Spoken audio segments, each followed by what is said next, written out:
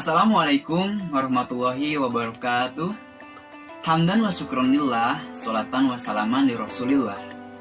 Masih kembang kempisnya pernapasan, berdetaknya jantung lancar memumpakan darah, serta berjalannya fungsi otak, bukan semata tanda kita masih hidup, melainkan sebuah isyarat bahwa kita masih diberikan kesempatan untuk terus bertaubat, membersihkan hati, dan mendekatkan diri kepadanya.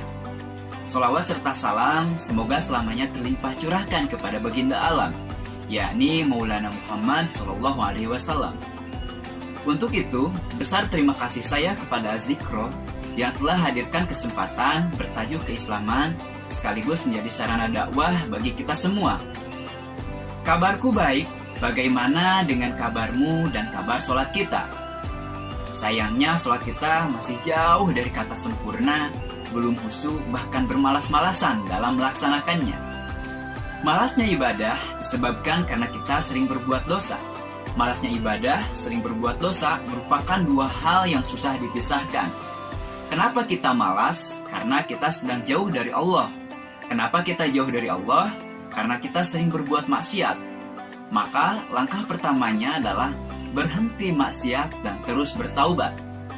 Karena jika tidak demikian, maka rasa malas akan terus tumbuh dalam diri kita. Al-imanu yazid wa yankus.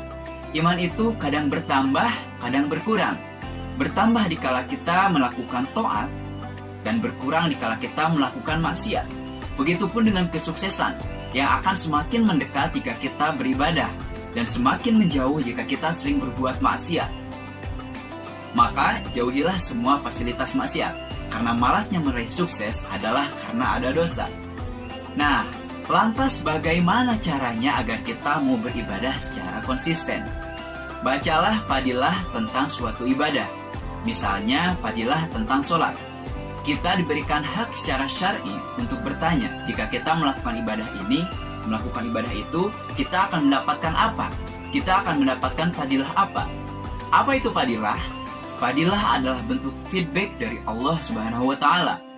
Biasanya jika kita hendak menuju ke suatu tempat, untuk apa kita menuju tempat tersebut? Karena di tempat tersebut ada yang menjanjikan, baik itu keindahannya maupun kulinernya. Kenapa kita bekerja? Karena ada janji upah dan bonus dari atasan. Biasanya kita itu mau bergerak jikalau sudah dijanjikan imbalannya. Maka bacalah janji-janji Allah tentang fadilah melaksanakan sholat. Insya Allah kita akan termotivasi. Nah, dan juga sangat penting, bertemanlah dengan orang-orang yang soleh. Arruh karuh. Lingkungan itu laksana angin. Jikalau angin melewat ke suatu makanan yang lezat, maka akan tercium bau lezat. Begitupun sebaliknya, jika angin melewat ke suatu bangkai, maka akan tercium bau busuk. Seseorang itu, kata Nabi, sangat dipengaruhi oleh siapa yang menjadi sahabatnya. Jika sahabat kita rajin sholat, maka kita akan termotivasi. Setidaknya akan muncul rasa malu dalam diri. Dan sedikit demi sedikit kita akan berubah lalu mengikutinya. Sholat bukanlah sekedar ibadah yang jika dilaksanakan dengan baik dan benar akan berbuah pahala dan ampunan dari Allah.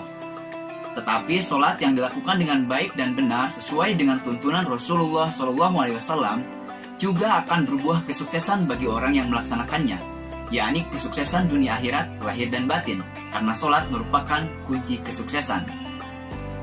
Jika kita lihat firman Allah dalam surah Al-Mu'minun ayat 1-2, A'udzu billahi minasyaitonir rajim. Bismillahirrahmanirrahim. Qad aflahal mu'minun alladzina hum fi shalatihim khashi'un.